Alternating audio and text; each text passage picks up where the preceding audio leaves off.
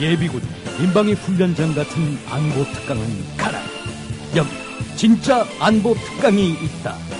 김종대, 정욱식의 진짜 안보.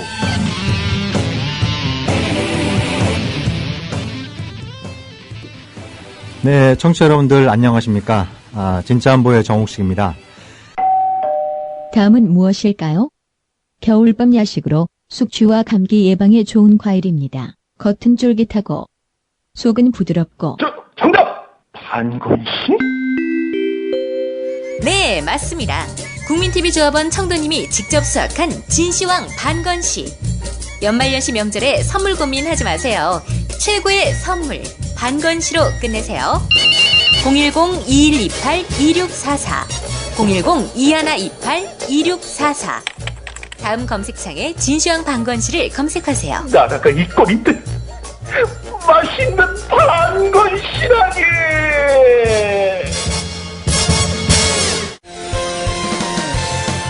학교폭력 예방 앱 스마트 보디가드. 스마트폰 왕따 문자 등 사이버 학교폭력이 6배 이상 늘었습니다. 학교폭력은 언제나 욕설, 모욕, 협박과 같은 폭력 문자를 동반합니다. 그런 학교폭력 문자만을 감지하여 부모님께 알려드립니다. 미리 알면 예방할 수 있습니다. 구글 플레이에서 학교폭력 예방 전문 어플 스마트 보디가드를 설치하세요. 지금 설치하고 먼저 무료 이용해보세요.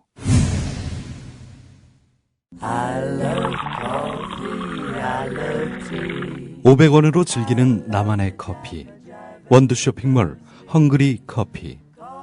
최정상급 로스터가 1년 이하 최고급 뉴크롭 생두를 로스팅해 즉시 배송해드립니다. 대량 구매 시 가격이 할인됩니다. 검색창에 헝그리 커피를 검색하세요. 헝그리커피.com. 헝그리 커피에서 원두를 구매하시는 분들께는 차량용 국민TV 스티커 2매를 함께 보내드립니다. 저희 진짜 안보가 지금 생각해보니까, 지난 추석 전에 방송을 시작했는데요. 벌써 내일이면 이제 설 연휴가 시작됩니다. 아마 그 많은 청취자 여러분들이 지금 이제 고향길에 가시는 길에 이 방송을 듣고 계실 텐데요. 저희가 또, 추석 때 시작을 해서 지금 이제 내일 설 연휴를 맞게 되는데요. 여러분들 아주 풍성하고 아주 또 보람찬 설 연휴 되시기 바랍니다. 오늘 진짜 안보에서는 지난주에 우리가 민주당의 김광진 의원님을 모시고 2부 방송을 진행했었는데요. 이 청취자 여러분들의 반응이 굉장히 뜨거웠습니다. 꼭 한 번 더 모셨으면 좋겠다 이런 댓글들이 많이 있었고요.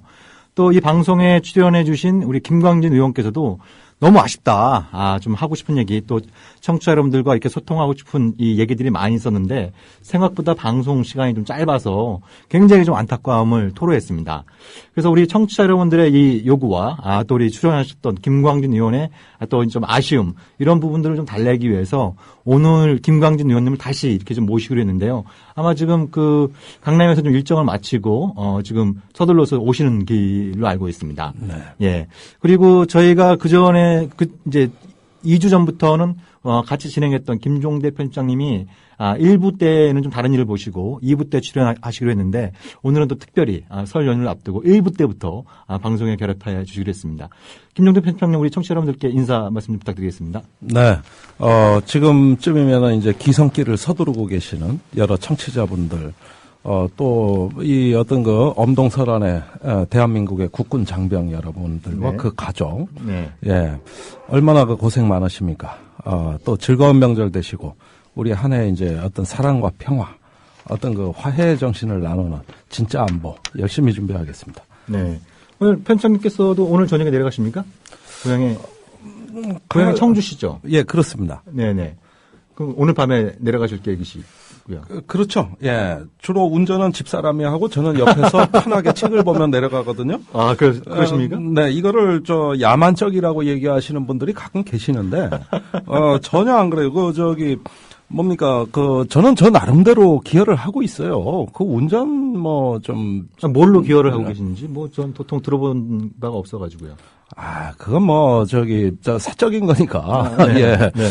그렇지만은, 혼자 운전한다는 거에 대해서 또 명절 운전, 이거에 대해서 좀 스트레스가 많은 것 같은데 네. 저는 다 보상해주고 네. 대한민국의 많은 우리 남성분들께서도 여성한테 얹혀 살 때는 과감히 얹혀 살으시라고 제가 조언을 드리고 싶어요. 네. 아이고, 그거 보니까 편집장님하고 저하고 공통점이 하나 있네요. 네. 예, 가정의 운전은 그 와이프가 담당하는 것으로. 네. 네.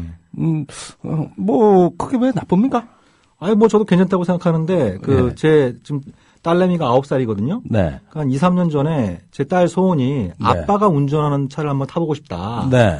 그래서 제가 제 와이프의 그 협박에도 안 넘어갔고, 네. 저희 어머니의 간곡한 호소에도 안 넘어갔는데, 네. 제가 딸바보지 않습니까? 네. 그래서 딸내미의 소원을 듣고 제가 면허를 땄습니다. 아, 그래요? 면허를 따갖고 이제 그 딸내미하고 와이프를 태우고 시승식을 했는데요. 네. 제 딸이 뒷자리에 앉아있다 뭐라 그러는지 아십니까? 뭐래? 제발 이제 앞으로 엄마가 운전해달랍니다. 예, 그때부터 이제 제 운전면허증은 이제 지금 장롱 속에 처박혀 있는 이런 어떤 상황인데요. 예, 그냥 얹혀 살자고. 예. 네, 뭐, 이거 괜히 안 되는 거 해봤자. 네, 네. 예, 괜히 성과가 없어요. 그냥 얹혀 사는 걸로.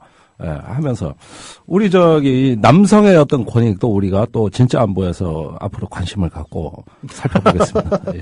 예, 저는 뭐 별로 동의하지 않는 말씀입니다만, 네, 아무튼. 네, 네. 예, 우리 또 내가 동의 안 할 걸로 생각하고 말했어요. 네. 예. 제가 이제 저희 평화네트워크, 제가 일하고 있는 평화네트워크, 우리 또 김종대 편집장님께서는 이제 운영위원장도 맡아주시고 계십니다만, 지금 디펜스 21 사무실에 저희가 더부살이 한 지가 한 2달 정도 됐는데요. 네. 요즘 편집장님 좀 근심이 많으신 것 같더라고요. 글쎄, 아무래도 이제 우리나라 안보 상황뿐만 아니라 개인의 안보가 예. 또 중요한 시대 아닙니까? 잡지의 안보. 그렇죠. 네. 전부 생존 경쟁에 내몰리고, 네. 기업들은 이제 수익이 떨어지니까 아무래도 이제 광고가 줄어들고, 네. 또 책을 사는 것에 대해서 왠지 낯설어 하는 이런 어떤 분위기. 우리가 뭔가 좀 창조적이고 어떤 지식을 갖다가 계속 가꾸는 이런 어떤 사업을 뭔가 해보고 싶은 꿈과 열정이 있습니다만 역시 현실은 그렇게 녹록지 않았습니다. 네. 무언가 이 현실과 또 타협을 해야 되는 상황이 수시로 닥치고 네. 그럴 때마다 과연 우리가 제대로 하고 있는가? 또 어디까지 타협해야 될 것인가? 이런 것들이 저뿐만이 아니라 이 대한민국의 모든 골목 사장님들이 겪고 계신 문제예요. 그렇죠. 바깥에 큰 길가에 가면 대형 상권이 있습니다. 백화점이 있고 대형 슈퍼마켓이 있거든요. 네. 그러나 우린 골목 상권을 수호하고 있지 않습니까? 네. 예, 골목 사장으로서 또 사실은 이 팟캐스트도 어마어마한 자본이 뒷받침되는 언론과의 또 어떤 싸우는 어떤 다윗이거든요. 네. 예, 저 골리앗들 보십시오. 어떤 대로를 다 장악하게 가지고 모든 어떤 언론의 길목마다 다 장악하고 우리는 이제 골목에서 이 골목길 여론을 만들어가는 사람들인데 이것이 과연 어떤 우리 나름대로의 바리케이트가 될 수 있는가? 말하자면 우리 나름대로 바리케이트를 쌓아놓은 골목들입니다. 그 바리케이트를 좀 튼튼하게 쌓기 위해서는 좀 우리 청취자 여러분들한테 좀 우리가 어떤 좀 도움을 좀 요청할 수 있을까요? 일단 많은 참여죠. 네. 예. 그렇게 탐욕스러운 눈길로 저를 바라보지 마세요. 이거 광고하면 안 돼요. 이거 공약입니다, 여기도. 다 아실 거예요. 예. 이런 정도로만 얘기하지. 뭘 그 순간에 그렇게 눈이 반짝거립니까? 편집장님께서 저한테 원하시는 게 뭔지 제가 잘 알고 있기 때문에. 네. 예. 그래서 좀 최근에 광고 수익도 많이 좀 줄고. 네. 아무리 구멍가게라고 하더라도 또 몇 분의 상근자들 잡지를 알았어요. 알았고. 네. 사랑은 정기구독 회원증을 타고 날아옵니다. 네. 네. 오고 가는 정성. 그러면 구독 추석이나 설 선물로 좋아요. 그렇죠. 예. 네. 우리 또 가족 친지 여러분들께 좋은 잡지, 구독권 또 이렇게 선물해 드린 것도 아주 의미 있는 선물일 것 같은데요. 네, 그렇습니다. 예, 구독 신청은 어떻게 하면 되는 거죠? 왜 자꾸 이쪽으로 유도를 하고 눈이 반짝거려. 나 참. 우리가 평화네트워크가 계속 좀 더부살이를 하려면, 잘 하려면, 디펜스 21의 안보 문제도 좀 해결돼야 되지 않겠습니까? 예, 전화를 하시면 지로영질 보내드려요. 네. 전화번호는 02-3775에 2077번입니다. 예, 제가 이것까지 특별히 적어왔습니다. 네. 청취자분들 우리 디펜스 21 플러스 많은 관심 부탁드리도록 하겠습니다. 네. 네. 자, 그렇게 해서 이제 우리 어떤 시민들의 많은 참여 또 어떤 이런 어떤 시민 단체 나름대로의 어떤 기여 이런 것들을 통해 가지고 무언가 우리가 서로 어떤 사랑의 네트워크가 이거 사랑의 원자탄이에요. 옛날 영화 제목도 있었지만 북한은 핵무기를 개발하고 미국은 전략 미사일을 개발하지만 우리는 사랑의 원자탄을 개발합니다. 네, 예. 서론이 길어지면서 청취자 여러분들이 어떤 반응이 좀 올지 궁금합니다. 더불어 행복한 세상. 너와 나의 꿈이 눈앞에. 국민 TV. 네, 진짜 안보 1부 시작하도록 하겠습니다. 오늘, 지금 이제 김광진 의원께서 부지런히 오시는 길입니다만, 오늘 1부 때에는, 우리가 지난주에 어떤 우리 군인들의 복무 환경에 대해서 간단하게 좀 언급을 했는데요. 네. 예, 최근에 한 공중파 방송에서 진짜 사나인가요? 네. 예, 우리 편집장님 프로그램 가끔 보십니까? 예, 가끔 봅니다. 예, 좀 보시면 좀 어떤 느낌이 글쎄, 이제 어떤 병영도 역시 사람이 사는 곳이다. 네. 그런 면에서 인간관계에 어떤 있을 수 있는 다양한 현상들을 보여준다는 건 좀 긍정적으로 봐요. 네. 그러면서 이제 군복무에 대해서도 뭔가 조금 두려움을 덜어주면서 나름대로 여튼 이렇게 어떤 긍정적인 이미지를 확산시켰다. 이건 군 당국이나 방송국에서 많은 노력을 했다는 걸 평가해주고 싶습니다. 네. 자, 문제는 군의 많은 어떤 우리가 개선해야 될 문제점들이, 네. 옆으로 살짝 밀리면서 그것이 희화화되는 측면이 있다는 건 또, 네, 사회적인 영향을 좀 고민해 봐야 될 것 같아요. 네. 지금 장병들의 근무 환경은 거기 TV에서 나오는 거와 달리 어떤 격오지에서, 전방에서 굉장히 열악합니다. 그러니까 보통 우리가 많이 듣는 게 요즘 군대 참 좋아졌다. 이런 얘기들 많이 듣지 않습니까? 예. 근데 정말 군대가 좋아지고 있는지, 이런 부분들에 대해서 우리가 좀 냉정하게 따져볼 필요가 있고. 맞습니다. 옛날에, 제가 사단 이름은 얘기 안 하겠어요. 네. 제가 이제 공직에 머문담을 때인데, 모 사단의 계곡에서 사람들이 계속 죽어 나왔어요. 매일 네. 안전사고, 군기사고, 네. 이런 게 터져가지고. 그게 왜 그런가 국방부에서 실태조사를 나갔습니다. 주거 환경이 끔찍했어요. 네. 여름에 칼잠 자고, 네. 예, 그 다음에 하도 더우니까 지붕에 물 뿌리면서 겨우 견디는. 그래서 막사를 바꿔줬습니다. 네. 예, 이게 병영시설 현대화 계획이라고. 네. 그래서 막사를 바꿔줬는데 그 부조리가 사라졌습니다. 아, 그렇습니까? 예. 예. 그래서 이제는 사람이 안 죽습니다. 그러니까 약간의 예산만 투입을 해도. 네. 예, 그런 어떤 사병들의 복무 환경이 획기적으로 개선될 수 있고. 그렇죠. 너무 좋아하고. 예. 비로소 대접받는구나. 인간다운 생활, 인간다운 네. 관계가. 네. 일단 생활의 일반적인 여건이 개선됨으로써 다른 부조리까지도 네. 같이 개선이 되는 거예요. 이렇게 되니까 너무 막사가 좋고 개인 침대용 네모반으로 해줬는데 네. 휴가도 가기 싫대. 여기서 살고 싶대. 물론 정말 좋은 군대가 된 거네요. 예. 그런 어떤 것 속에서 전 근대적인 어떤 네모반에서 부조리가 하나씩 잡히기 시작했습니다. 근데 왜 부조리가 일어나냐 하면은 자원이 부족하고 어떤 복지 여건이 열악하고 그럼으로써 어떤 상당히 많은 불만과 우라가 치밀고 네. 이런 것들이 인간관계에 악영향을 주는. 네. 그래서 군대는 사기복지 오락이라 그래요. MWR이에요. MWR. 예, 네. 사기복지 오락인데 멘탈 웰페어 레크레이션 이렇게 가는 건데 네. 이 삼박자가 조화를 이루어야만 사람이 살만한 병영이 되는 겁니다. 네. 이 삼박자 중에 한쪽이 무너지면은 세 개가 다 무너지는 거예요. 네.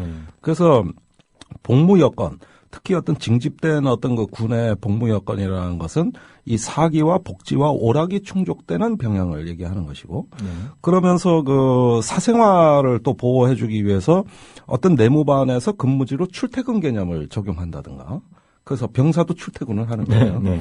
퇴근 후엔 또 일정 정도 자유를 주고 이렇게 함으로써 내가 인간다운 생활을 하고 또 존중받는다는 생각이 있을 때 그 조직이 건강해집니다. 네. 우리나라 군대에서 많은 부조리가 전통적으로 이렇게 내려오고 또 답습되고 근절되지 않는 것은 바로 그 군대 수준에 달려 있는 겁니다. 네, 그렇죠. 네. 예. 최근에 이제 언론 보도를 보더라도 이제 군에서 사망하는 숫자는 많이 줄었지만 네. 오히려 자살자들의 수가 많아졌다. 네. 예, 이런 얘기들도 좀 많이 들고요. 자살 많아졌어요. 예. 이런 것도 좀 우리가 지난주에 간단하게 언급을 했습니다만 네. 이런 부분들에 대해서 과연 이 국가가 또 군 수뇌부가 얼마만큼 예방적인 조치들을 취하고 있는지 네. 또 그런 어떤 또 불상사가 발생했을 때 이제 희생자들에 대해서 얼마나 예우와 보상을 하고 있는지, 뭐 이런 부분들도 좀 우리가 좀 따져볼 필요가 있을 것 같다는 생각이 좀 들고요. 그 부분은 말이죠. 제가 군 생활하던 80년대에는 네. 1년에 1개 연대 병력이 죽었다 그랬어요. 네. 전투가 아닌. 그러니까 주로 일개 안전사고, 연대 병력이면 공기사고. 2,000명. 그렇죠. 예, 1,000명강이 네. 좀 넘습니다. 그래서 10년간 통계를 내보니까 80년부터 89년까지 네. 총 8,800명이 사망했더라고요. 네. 어마어마한 숫자입니다. 전쟁을 치르지 않고 10,000명에 가까운 인원이. 그러니까요. 예, 그런데 지금은 그때 당시에는 뭐 이게 안전사고, 군기사고가 뭐 자살이라든가 이런 것들은 예사로 은폐가 됐던 시기인데 지금은 1년에 그래도 이것이 1000단위에서 100단위로 내려왔습니다. 네.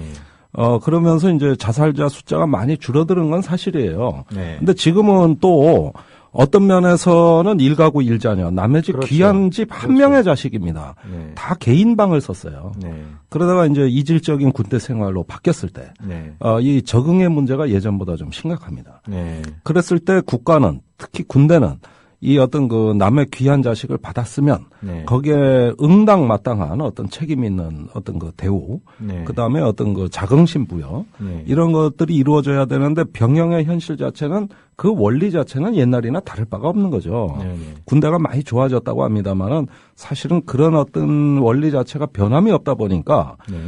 부적응자가 많이 생겨났고 또 병역 자원이 이제 부족한 관계로 신체 허약자들이 요즘은 군대를 갑니다. 네. 과거에 면제되던 자원들이 이제는 징집률이 높아요. 그러면 뭡니까? 어떤 그 체력이 떨어지게 되면 부대 생활에 부적응이 또 생깁니다. 네. 그러니까 문제사병이라고 해요. 특별 관리사병이라고도 합니다. 이게 대대별로 지금 15명 정도랍니다. 그러니까 화장실을 혼자 안 보내는 거예요. 반드시 예. 선임병이 화장실에 가서 어떤 그 자살 내지 자해 행위를 못 하도록 네. 감시병을 따라 보내요. 네. 그리고도 문제가 될 만한 어떤 그 사람들은 그린 캠프, 비전 캠프 이런 데 입소시켜 가지고 자살 예방 교육을 따로 합니다. 네. 그렇게 해도 이 자살자가 줄어들지가 않는 것이 대부분 그 연령대의 어떤 자살이라는 게 약간의 전염성이 있습니다. 네. 그래서 어떤 한 부대에서 자살자가 나오면 그 부대나 인접 부대에서 자살자가 발생할 확률이 좀 크거든요. 이건 수학적으로 증명이 되는 거예요. 그렇게 자살이라는 건 정서적으로 동료들한테 전염이 되는 또 어떤 비관적 사고의 확산이고 희망이 없을 때 이런 건데 저도 저렇게 나처럼 절망스러웠구나. 그러다 죽었구나. 이러면 자극을 받습니다. 그래서 이런 부분들이 조금 더 합리적인 관리 이런 것들이 돼야 되는데 군의 인권 상담관을 임명했습니다. 네. 그런데 지금 이게 제도가 제대로 운영이 안 되고 있어요.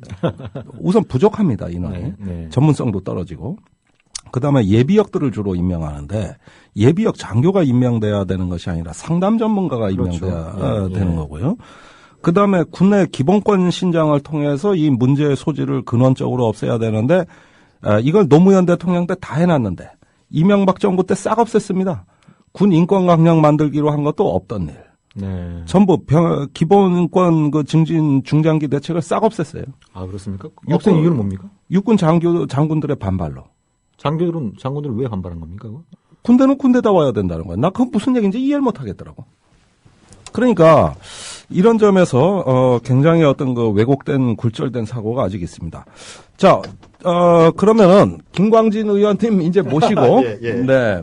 우리 설에 따뜻하고 행복한 방송 시작하겠습니다. 네. 김 의원님 어서 오십시오. 예, 안녕하십니까. 김광진입니다. 아이고, 죄송합니다. 지금 뭐 숨 돌릴 틈도 없으신 것 같은데요. 어디서 이렇게 급히 오시는 길입니까? 서울살이 처음이라 강남 고속터미널이 설날 인근에 이렇게 밀릴 거라는 걸 생각 못하고. 그래 생각을 못했군요. 국방만 잘 생각하시지. 교통의 안보는 이 생각을 안 하시네. 그러겠습니다.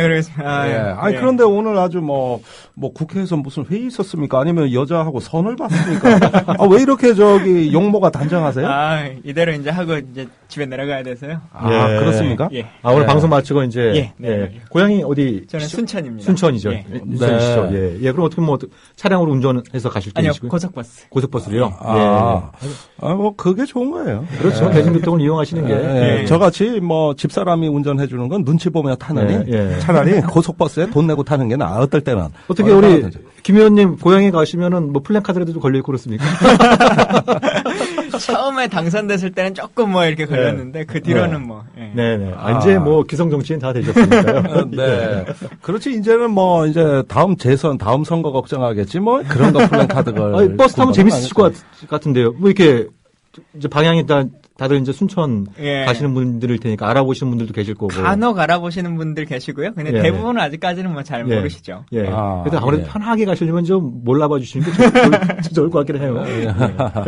우리 김 의원님 지난주 방송 때 우리 청취자분들의 반응이 아주 뜨거웠습니다. 예, 감사합니다. 예. 그래서 뭐 쇳불도 당김에 빼자고 바로 또 저희가 좀 부탁 말씀드렸는데 또 흔쾌히 또 방송 출연해서 감사 말씀드리겠습니다. 불러주셔서 그렇죠. 감사합니다. 자, 그러면 지난 시간에 이어서 우리 계속 이야기를 좀 나가보죠. 마침 우리도 이제 오시기 전에 얘기가 이제 어떤 장병들의 복무 여건. 예, 우리나라 이 병역 자원은 전 세계에서 가장 우수한 자원이에요. 학력 수준으로 보나. 미군도 인정하는. 그러면서 가장 우수한 어떤 좋은 자원이 군에 입대를 해야 했는데, 그러나 어떤 세계 OECD 국가의 군대 수준보다는 가장 열악한, 이런 가장 우수한 자원이 가장 대접을 못 받는 이런 어떤 현실에 있다고 보는데, 의원님 의정 활동하시면서 이 점이 내내 좀 마음에 걸리시지 않았는가? 어떻게 생각하세요? 그러니까 제가 국방위를 간 가장 큰 이유 중에 하나이기도 한데요. 대한민국의 국방이라고 하는 시선을 무기 체계에서 사람으로 좀 돌려보자라고 하는 이제 이야기들을 끊임없이 하고 있고, 그럼 비단 무슨 급여를 올려주라 뭐 이런 수준의 것은 아닙니다. 관점으로 보면 현재 있는 것 안에서도 충분히 국가가 할 수 있는 것들이 많이 있는데 그동안 그 자체를 바라보지 않아서 안 되고 있는 것들이 정말 많다는 생각이 예를 들거든요. 들면 좀 가장 큰 문제점이라고 느꼈던 뭐 가장 큰 것이 뭘까를 꼽기는 어렵습니다만 그냥 예로 하나를 들자면 여기 듣는 분들 다 핸드폰 쓰실 거 아니에요. 핸드폰. 그렇죠. 핸드폰 요금은 예를 들어 10초를 쓰면 11초를 쓰면 얼마의 요금이 나올까요? 그래서 한 5, 60분 나옵니까? 그러니까 11초의 요금이 나오죠. 11초의 요금이 나오죠. 그렇죠. 초당으로 단위를 산산하니까요. 원래는 뭐 1분 단위였다가 10초 단위였다가 지금은 1초 단위로 과금이 됩니다. 근데 군인들이 쓰는 공중전화, 대한민국 공중전화의 한 60% 이상을 군이 쓰고 사실은 밖에서 쓴다고 해도 나와서 군인들이 쓰는 게 몇십 %를 차지할 겁니다. 그럴 수 있겠죠. 근데 하여튼 70% 이상을 대한민국의 공중전화를 군인들이 쓰는데 이거는 30초 단위로 과금을 해요. 우리는 1초를 단위로 하는데 그러니까 31초를 써도 1분 요금을 내죠. 근데 더 사실은 민간에서 이제 받은 사람들이 하는 게 콜렉트 콜, 받는 사람이 돈 내는 거 있지 않습니까? 이거는 3분 단위로 과금을 해요. 3분 단위로요? 그러니까 끊어서 나 지금 수업 중이라 전화를 못 받아 이러면 3분 요금인 거예요. 근데 이거는 국가가 조금만 신경을 써서 관심을 가지면 충분히 해결할 수 있는 부분인데 그런 부분도 잘 해결이 되지 않는다. 어떻게 보면 사실은 뭐 별거 아닌 것처럼 느껴질 수 있겠지만 저는 이게 무관심? 무관심의 그러니까 관점에 있어서의 문제다라는 생각들이 많이 듭니다. 그리고 어쨌든 대한민국 사회에서는 군대가 원래 그러지 군대라는 게 그래라고 하고 넘어가는 것들이 많지 않습니까? 근데 그러지 않을 수 있는 것들도 참 많은데 라고 하는 부분도 많아요. 그러니까 예를 들면 제가 얼마 전에 육군 훈련소를 다녀왔는데 훈련소에 가면 피복류들이나 생필품들 나눠주지 않습니까? 근데 갔더니 4주간 훈련을 받는 공익애들 이제 훈련을 받는데 치약을 3명당 2개를 준다는 거예요. 3명당. 그런데 대한민국의 육군훈련소를 거쳐가는 애가 1년에 한 20만 명 가까이 되는데 그러면 요즘 10,000개만 만들어도 물품을 제작하면 되는 거 아니에요? 100g짜리를 만들 걸 70g으로 해서 3개를 만들어주라. 요거만 하면 되는 건데 그냥 그걸 그냥 나눠서 쓰라고 하게 되는 거죠. 근데 저는 정말 사소하지만 이런 관점들을 하나하나 바꾸는 거 중요하다. 그리고 대한민국의 군 생활하신 분들은 다 막사에서 생활할 때 이렇게 하셨는데 요즘은 침대형으로 좀 많이 바뀌고 그렇습니다. 근데 원래 군대는 다 전 세계가 그렇게 막사형일 거야 생각하시는 분들 많아요. 예. 내무반? 예, 내무반이요. 네. 근데 그러지 않습니다. 대한민국은 특성상 일본군이 처음에 대한민국의 군대라고 하는 것들을 만들고 시작하고 하다 보니까 정규군이 쓸 부대를 한 게 아니라 일본 사람들도 일본에 지을 때는 침대형 비슷하게 만듭니다. 근데 여기는 전투형으로 창고 비슷한 개념으로 이제 처음에 수용 개념이죠. 만들다 생활 보니까 개념이 아니고. 그냥 이렇게 형상처럼 되어 있는 거죠. 근데 우리는 다른 것들을 보지 못해 놓으니까 그게 원래 그런가 보다라고 생각하고 영화에서 보면 주로 전쟁터만 영화에 나오니까 그렇죠. 전쟁터는 당연히 좀 그런 식으로 나오죠. 그렇습니다. 그런 것들처럼 정말 빨리 좀 바꿔야 될 것들도 많고 근데 이게 예산이 그렇게 많이 들지 않습니다. 네네. 중요한 건 그렇죠. 중요한 건 사실은 뭐 치약 정말 3인당 2개 주는 거에서 1인당 하나 주는 게 예산 얼마 들어가는 것도 아니에요. 근데 정말 저희가 국방위 하다 보면 국방에서 1년에 35조 원인데 이 예산들 정말 이상하게 왜 이렇게 쓰나라고 하는 것들 정말 많아요. 그런 것들 몇백억, 몇천억 이렇게 나가는 것들 많습니다. 그렇습니다. 근데 이런 거 하나 못 해줄까? 작년에도 약간 제가 많이 주장해서 나왔습니다만, 군대 갈 때 TMO 이용해가지고 휴가 열차 운영하는 거. 이거 31억 없어서, 4만 명이 이용하는 이 열차 운행 못 하겠다고 선언했지 않습니까? 근데, 그거 예산 30억이 크게 보면 크지만 국방 예산을 치면 정말 미미하거든요. 편집장이 잘 아시듯이. 성의 문제죠. 그렇죠. 이런 것들. 아주 또 작게는 제가 하나 말씀드려볼까요? 요즘 군인들 군대 가면 빨래할 때 세탁기나 혹은 건조기나 이런 거 있습니다. 군대가 대한민국 월급도 조금 주고 뭐 하니까 그 고소득 인력을 고학력 인력을 월급도 조금 주고 의무니까 한다. 대신 의식주는 해결해 준다. 이게 인식 아닙니까? 그렇습니다. 근데 세탁기 1회에 1,000원. 건조기 500원. 군대 내에서요? 군대 내에서. 병역 내에서요? PC방 한 시간에 540원. 그러니까 사이버 정보방이라고 말만 해놓고 540원 받아요. 그런데 요즘 대학가 PC방도 세일하면 800원 합니다. 속도 차이는 수백 배 차이가 나는 컴퓨터 주면서 인터넷 깔아주면서 540원 줘요. 그러니까 이런 것들. 그러니까 월급이 조금씩 올라갔다. 예전에 비하면 예전 우리 때는 10,000원 받았는데 요즘은 10만 원씩 안 받냐? 요즘 10만 원 되죠? 10만 원 되죠. 10만 원 자체도 참 작은데 10만 원 받는 것도 저는 이 조삼모사를 제대로 아셔야 된다 이겁니다. 자, 군인들 담배 연초 몇 벌이나 줄까요 요즘? 얼마 정도 줄 것 같은데? 연초비. 제가 군복무할 때는 그 교통비하고 연초비에서 한 달에 5,000원 나왔습니다. 그러니까 담배 몇 값 정도 소위 말하는 면세 받아가지고 할 수 있을까요? 안 될까? 면세. 한 4갑? 아니, 4보리 정도 될까요? 한 달에요? 예. 다들 이렇게 생각하시는 분들 많아요. 군생활 할 때 그래도 담배값은 좀 싸게 예전에 뭐 2,000원씩 할 때 우리 때는 한 200 얼마씩에 사서 폈다라고 생각하시니까요. 요즘 단 한 개 피도 면세 안 됩니다. 단 한 개 피도. 아 그렇습니까? 단 한 개 피도요. 그러니까 이게 뭐냐면 예전에 담배로 나눠주다가 야 담배 안 피는 사람도 있는데 라고 했었죠. 그래서 연초비라는 걸로 줬습니다. 담배를 안 주고. 근데 그거는 면세된 담배만큼 정도의 규모로 이렇게 줬죠. 근데 그러다가 담배를 국가가 장려하면 되냐 해가지고 없어졌습니다. 근데 이게 내 원래 봉급 얼마에서 연초비를 받아왔었죠. 근데 이 제도는 없어진 거예요. 그러니까 자연스럽게 월급은 몇천 원이 올라갔죠. 그게 이제 그대로 붙고 또 물품을 예전에는 치약, 칫솔, 면도기, 뭐 화장지 이런 것들을 보금해줬죠. 매달을 몇 개씩.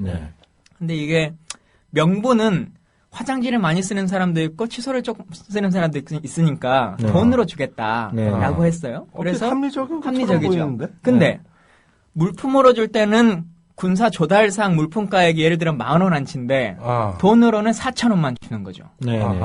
예. 그러니까 애들은 훨씬 더 돈은 더 많이 들어가요. 실제적으로.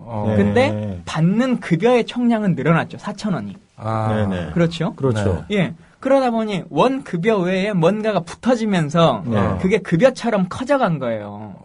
실제로 보급품은 줄고 예, 보급품은 그거를 줄고. 월급에 포함시키는데 그 두 마리고 아웅이지 그게 어떻게 진짜 이 조삼모사의 진수죠. 그러네요. 그러면서 예. 그 아까 말한 것처럼 세탁비, 먼비 이런 거 받아가죠. 네. PC방비 받아가죠. 네. 철도 휴가 나왔을 때 기차 타는 거 혜택 없어지죠. 그렇죠. 네. 그리고 TMO 무료 열차뿐만 아니라 네. 기차 타면 30% 할인해줬어요. 그렇죠. 근데 그랬었죠. 올해부터 15% 하겠다 이렇게 네. 선언했어요. 그래요? 그러면 이제 또 줄어들어요. 철도공사 적자를 줄이기 위해서 그런 겁니까? 예. 그리고 그래서 민영화하는 거구만.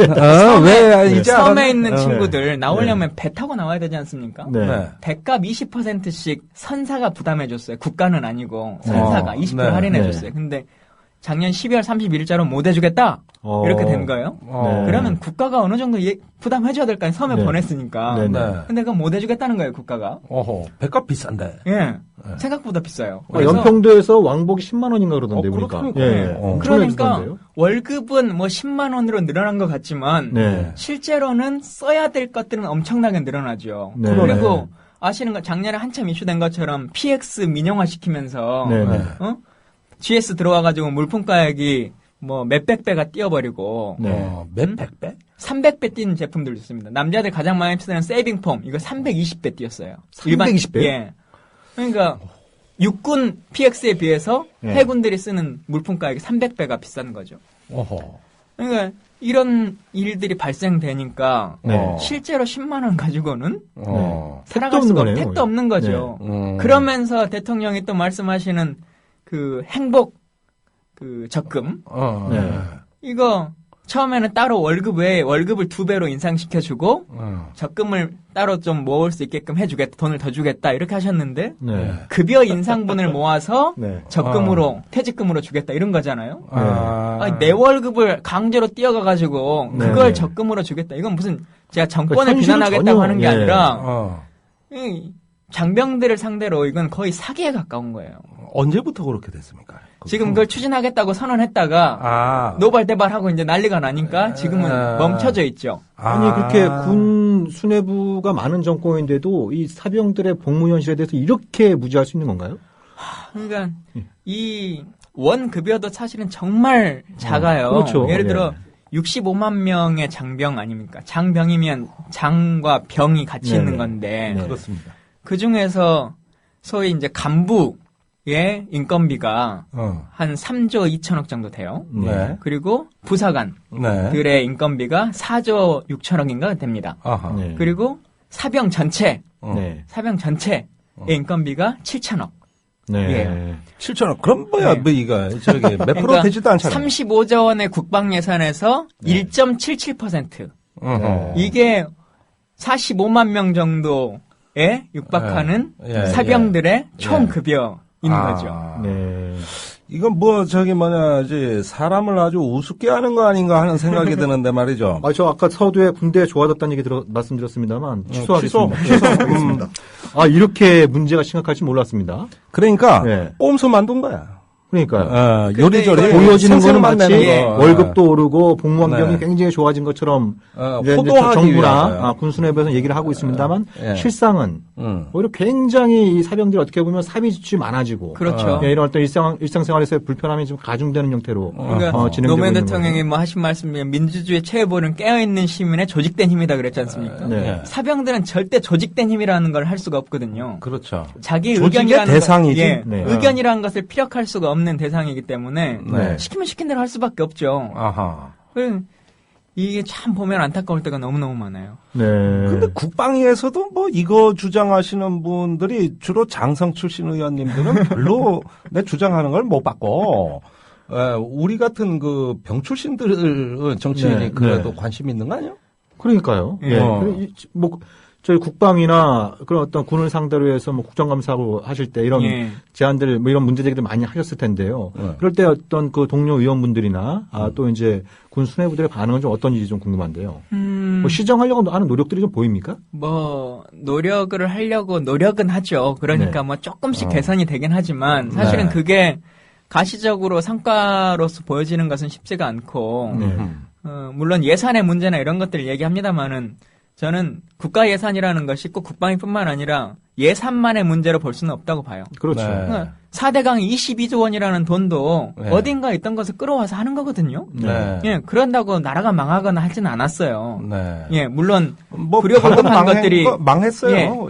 불효불급한 것들이 좀 못 쓸 수는 있겠지만, 근데 이건 그 정책 결정자가 우선순위를 뭐로 두느냐의 차원인데, 다시 말하면 이 장병들이 먹고 사는 문제는 전쟁이 안 나도 이 시간에도 필요한 문제입니다. 그렇습니다. 근데 무기 구입 체계의 문제나 이런 것들은 전쟁이 날 때 필요한 거죠. 물론 보호장치나 견제를 위해서 필요한 것일 수는 있겠지만. 그래서 정말 이 관점의 문제들을 많이 좀 인식의 전환이 필요하다, 프레임이. 특히나 군은 다른 그러니까 상임이나 이런 데들은 민간이 그 관여할 수 있는 범위가 크고 또 그런 것들을 외부적인 요소를 통해서 바뀔 수 있는 여지가 크지만 군은 그러지가 아직까지도 어렵죠. 법으로 문민 장관을 하게 되어 있지 않습니까? 현재 대한민국도. 그렇죠. 맞습니다. 군복을 입은 사람이 국방장관을 못하게 되었습니다. 근데 오전까지 합참의장인 사람이 퇴임식하고 오후에 장관 청문회 하지 않습니까? 20분 걸렸대, 어떨 때. 그러니까 문민 장관이 나와야 이 인식의 개선들이 많이 이루어지는 것이지. 사실 그렇게 되면은 남북 관계가 이렇게 첨예한데 군을 아는 사람이 장관을 해야지 생각하실 거 아니에요? 자, 대한민국의 군 통수권자가 누굽니까?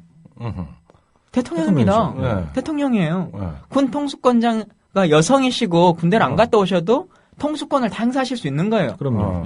미국 같은 저런 큰 군사 대국도 여성이 국방장관도 하고 그런 거 아닙니까? 지금 뭐 독일의 여성 애 7이래. 이번에 아줌마가 있는데 얼마 전에 독일은 여성 국방장관이고 또 재밌는 거는 오스트리아 거기 국방장관은 만 27세더라고요. 아직 재학생이랍니다. 그러면 우리 김광진 의원님보다 더 어린 거죠. 사실은 그래서 근데 그 나라 군대가 별게 없으니까 그렇죠. 그 자체로 두려워하실 일은 아니다. 인식 개선하면 충분히 할 수 있는 일이다. 저는 그렇게 생각합니다. 자, 이 문제는 말입니다. 왜 이렇게 어떤 우리 전투원들의 생명 가치가 경시되느냐? 이거는 사실은 지금 복무 여건뿐만 아니라 전쟁 전략 자체가 그렇게 돼 있어요. 많이 죽고 많이 죽이는 전쟁이란 말이죠. 여전히 그런 패러다임을 못 벗어나. 그러니까 50만 명의 지상군 중에 30만이 지금 전방에 배치돼 있어요. 그런데 이 사단들의 그 편제를 보면은 6.25 때 이후로 거의 변한 게 없는데 우리 전쟁 계획에 의하면은 알파선 방어, 초기 제1선 방어에 전방 병력의 40%가 손실되는 걸로 나와 있습니다. 그러면 무기 체계가 발전하고 무기의 사정거리가 늘리면은 이 사람들을 뒤로 빼서 살면서 싸우게 할 수 있거든요. 그래서 다시 계산을 해봤더니 그 비율을 17%로 줄일 수 있어요. 그러니까 40%까지 안 죽어도 되는 거예요. 17%로 줄일 수 있단 말이죠. 왜냐? 무기의 사정거리만큼 뒤로 빼는 겁니다. 그런데 이걸 그러니까 무기는 현대화되고 있는데 군 어떤 작전 개념 앞에서 사람 몸으로 막는 거 자체는 변한 게 없는 거예요. 6.25 시대에 머물러 있는. 그렇습니다. 그래서 제가 조금 이따 여쭤보려는 게 이 주제와 연관된 건데 우리가 이렇게 어떤 전쟁이나 작전에서도 이제는 적게 죽이고 적게 죽으면서 어떤 전쟁의 목표만 달성할 수 있는 이런 게 우리가 알기로는 현대전쟁이라고 배웠는데 어쩐 일인지 무기는 현대화되는데 전쟁 전략은 재래식이다. 그 근본에는 우리 전투원의 생명 가치를 폄하하는 사상, 이것이 개선 안 된 채로 그대로 과거를 답습하다 보니까 전투도 어떤 생명 가치가 경시되고 생활도 경시되는 이런 가운데서 사병들의 어떤 복무 여건도 심지어 무장도 보면은 이제는 대대 화력, 연대 화력 완전히 30년째 제자리 걸음이거든요. 그러고 그냥 날아다니는 것만 좋아하니까 이러다 보니까 전방의 어떤 복무 여건이 특히 이제 가장 걱정이 되는데 우리 한때 왜 경계과학화를 해서 좀 병력을 좀 전방에서 줄이자는 논의도 혹시 있지 않았습니까? GOP 과학화 사업이라고 하는 사업이 있는데요. 근데 이 사업은 뒤로 빼고 이런 문제를 떠나서도 사실 많은 것들이 얘기할 수 있는 사업입니다. 그러니까 원칙적으로는 이게 공원연도에 시작해서 그때부터 준비를 해왔던 사업인데 계속 진도가 안 나갔어요. 그리고는 노크 기순 아시는 것처럼 작년에 재작년이죠. 재작년에 노크 기순이 터지고 나니까 그거 의원님이 다 그 말하는 그 국방부가 좋아하는 긴급 소요. 긴급 소요. 긴급 소요라고 하는 걸로 예산을 이제 투입하기 시작한 거죠. 네. 근데 저는 국방이 있으면서 가장 좀 안타깝고 화가 나는 것이 긴급 소요라고 하는 겁니다. 예. 이 정말 국민들의 피 같은 돈인데 그 이 세금이라고 하는 것을 이용해가지고 사건이 발생하거나 문제가 터지면 그것에 대한 제도 개선을 하거나 이 근본을 해결하려고 생각하지 않고 이 이슈를 바탕으로 우리 조직을 어떻게 확대할 것인가, 그동안 밀려있던 무기들을 어떻게 그냥 끼워 열 것인가, 이거에 대한 것이 그렇죠. 커지죠. 사실은 말씀하신 것처럼 GOP 과학화는 원래 되면 부대들이 철수하고 경계 연대만 설치해가지고 남겨두는 것이 원 작전 계획이었습니다. 네. 근데 이 작전 계획은 이제 없어졌어요. 없어졌고. 예. 네. 그러니까 사단 철수나 이런 것들은 다 없어져 버리는 거죠. 그러면서 GOP 과학화라고 하는 소위 말하는 CCTV로 경계를 하는 이거는 진행이 되는 겁니다. 네. 근데 이 문제를 보자면 이거예요. 05년부터 시작했는데 이게 1차, 2차, 3차 사업으로 하게끔 되어 있습니다. 네. 근데 1차 사업부터 계속 에러가 나요. ROC를 충족 못 해요. 작전 요구도를 그러니까 요구 사항을 만족시키지 못해요. 그래서 안 되고 있는데 노크 기술이 터지니까 철책이 보강돼야 됩니다. 하기 시작한 거예요. 그래서 뭘 하냐? 1차 사업이 페일된 상태에서 2차, 3차 사업을 통합해서 발주를 해버립니다. 안 하기로 한 걸. 안 하기로 한 걸. 1차도 실패하고 있는 걸 1차가 성공하면 2차, 3차를 같이 이제 순차적으로 하기로 한 것을 묶어서 그냥 공동 발주를 해버려요. 그 사업 내용을 좀 설명해 주세요. 뭘 과학한다는 건 그러니까 뭐 쉽게 말하면 뭐 이런 철책을 원래 계획은 사람들이 빠져나가면서 그 군인들이 이제 경계를 서지 않고 소위 말하는 CCTV를 좀 강화시키고 철책이라고 하는 것을 이제 감지 센서를 달아가지고 이게 흔들리면 누가 넘어오면 감지하도록 하는 겁니다. 광망이라고 해요. 예. 네. 근데 그 당시에는 사실은 남북 관계가 좀 유연해지고 이게 북에서의 도발이나 이런 것들이 크지 않을 거란 예상으로 이제 이런 것들이 있었는데 요즘은 또 상황도 좀 많이 바뀌었죠. 근데 이게 성공 확률이 그렇게 높지가 않아요. 에러도 많이 나고. 그래서 ROC가 99%였는데 ROC를 충족을 못 하는 거죠.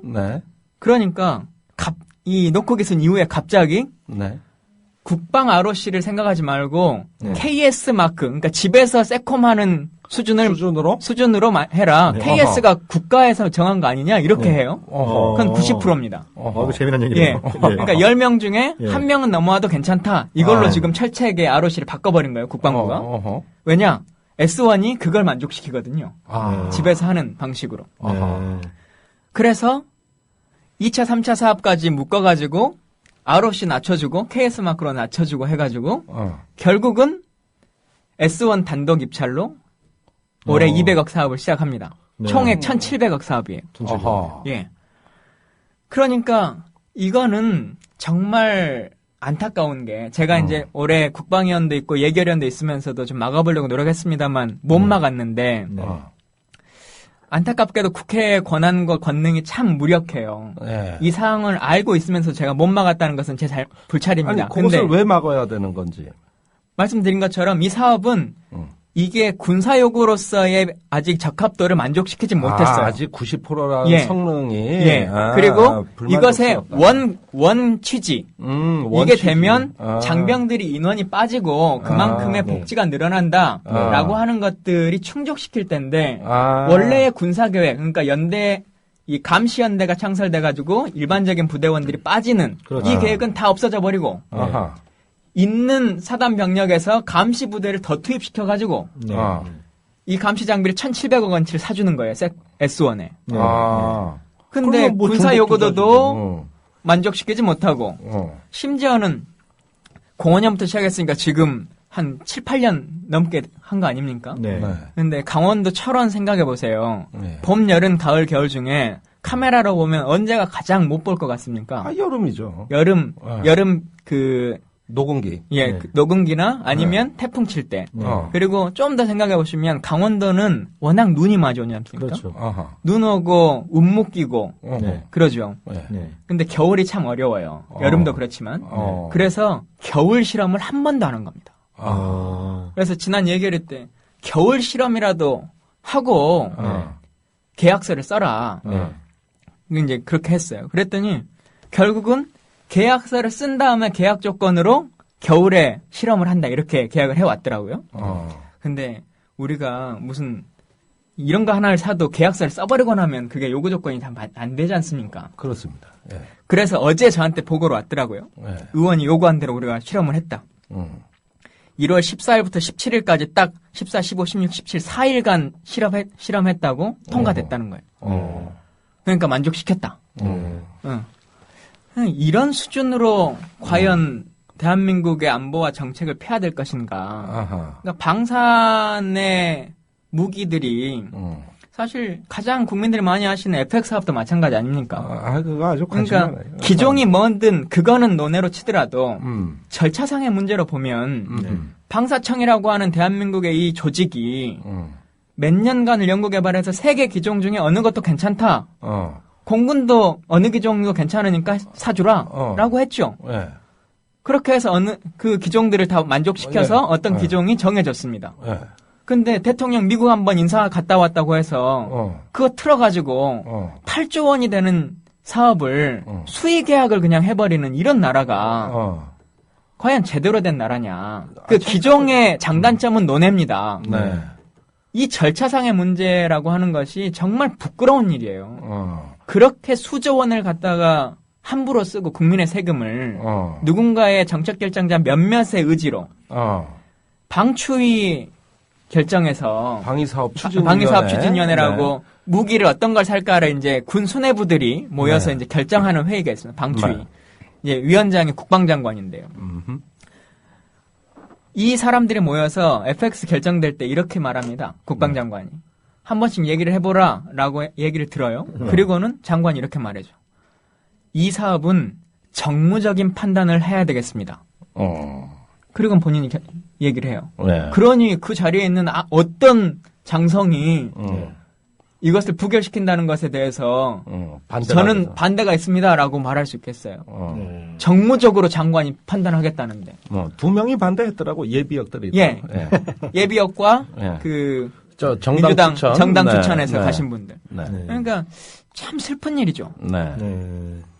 그러니까 자 이게 지금 뭐 무기 체계부터 이렇게 이르기까지 어떤 말하자면은 윗사람들을 위한 군대. 예, 무언가 정치 권력과 그 정치 권력이 임명한 정무적 고위직들을 위한 군대. 예, 이것이 이제 시스템이 붕괴된 군대고 어떤 그 합리성이 이제 마비되는 이런 군대 전형이라고 할 수 있는데 이런 국방의 그 병폐가 지금 무기 도입으로부터 장병 생활 또 우리 군의 작전 계획 전반에 만연된 깨진 유리창처럼 여기저기 널려 있습니다. 절대 개선이 안 되는 지금 어떤 군대의 어떤 하나의 속성인 것도 같아요. 네네. 자, 그러고 지금 올해 예결이나 뭐 어떤 여러 가지 사항들에 대해서는 잠시 말씀 듣고 계속 이어가도록 하겠습니다. 네, 그 평안한 테크에서 준비한 진짜 하이파이브 듣고요. 네. 예, 그 공중파 방송에서 나오는 그 진짜 사나이에서도 볼 수 없는 진짜 군대 얘기 2부에서도 네. 계속 이어가도록 하겠습니다. 예.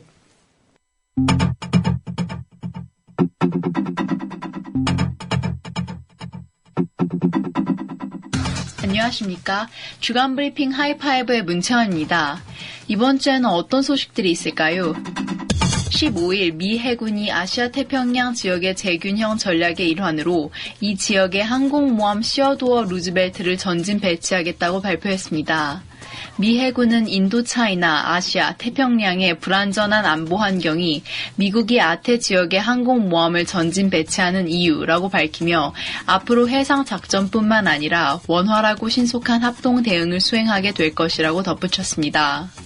시어도어 루즈벨트호의 전진 배치로 미국이 운용하는 항공함 10대 중 과반수인 6대가 아태 지역에 주둔하게 되면서 오바마 미 대통령의 아시아로의 귀환 전략을 군사적으로 더욱 강화하는 모습이 보이는데요.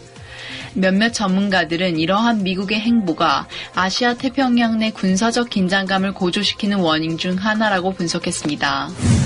정부가 27일 북한이 연초 동의했던 이산가족 상봉 행사를 내달 17일에서 22일까지 개최할 것을 북한에 공식적으로 제의했습니다. 정부는 적십자 실무회담을 통해 상봉 일정을 결정하던 예정과는 다르게 실무회담 전의 날짜를 제한함으로써 빠른 시일 내에 이산가족 상봉 행사를 계획할 것이라고 밝혔는데요. 전문가들은 정부가 상봉 행사를 속전속결로 진행하려는 이유가 내달 말로 계획된 한미연합훈련이 남북관계에 영향을 주어 작년처럼 이산가족 상봉 행사가 취소될 수 있다는 우려 때문이라고 분석하고 있습니다. 이산가족은 전쟁이 낳은 비극입니다. 이산가족 상봉 대상자 어르신들의 나이를 고려하더라도 하루라도 빨리 이산가족 상봉 행사가 이루어져야 합니다. 또한 남북 간 이산가족 상봉 행사는 정치적 고려 대상이 아닌 만큼 이산가족 상봉이 이벤트성 행사에 그치지 않도록 남북 양국이 제도적으로 정례화해야 할 것입니다. 미 의회 예산처는 앞으로 미 정부가 핵 군비 유지와 현대화에 최소 3,555억 달러를 지출할 것으로 평가했습니다. 하지만 환경 피해, 군축, 핵 비확산, 미사일 방어 체제가 포함되어 있지 않기 때문에 앞으로 2,150달러의 추가 비용이 예상되고 있습니다. 척 헤이글 국방장관은 지난해 핵 군비 관리 점검에서 핵 안전시설과 관리 운용의 미숙함이 수차례 드러났음을 지적하면서 이번 핵 관련 추가 예산 편성이 낭비가 아닌 필수라고 강조하고 있는데요. 핵은 관리의 대상이 아닙니다. 그중 핵무기는 2차 세계대전의 폭력과 냉전의 광기가 낳은 폭력과 파멸의 열매일 뿐입니다. 정말 미국이 안전과 번영을 생각한다면 핵 군축에 대한 조치를 가장 우선해야 할 것입니다. 일본 사회에 부는 탈핵 바람이 심상치 않습니다. 후쿠시마현의 방사능 피해를 알리고 탈핵 운동을 주도하던 사쿠라이 가스노부 시장이 후쿠시마현 미나미 소마시 시장 선거에서 압도적으로 당선되며 일본 사회에 파장을 일으켰는데요.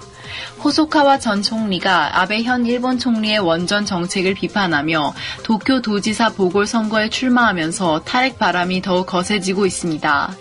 여기에 제야에서 탈핵을 전면에 내걸고 활발한 강연 정치를 해온 고이즈미 전 총리까지 호소카와 전 총리를 적극적으로 지원하고 나섬에 따라 이번 선거에 귀추가 주목되고 있습니다. 유엔은 공포로부터의 자유와 궁핍으로부터의 자유가 인간 안보의 핵심 요소라고 규정했습니다. 핵과 방사능은 인류 생존 기반을 송두리째 파괴하는 제1의 안보 위협입니다. 일본뿐만 아니라 한국에서도 원전 증설이 아닌 탈핵의 행보가 이어지길 기대해봅니다. 지금까지 주간 브리핑 하이파이브의 문채원이었습니다.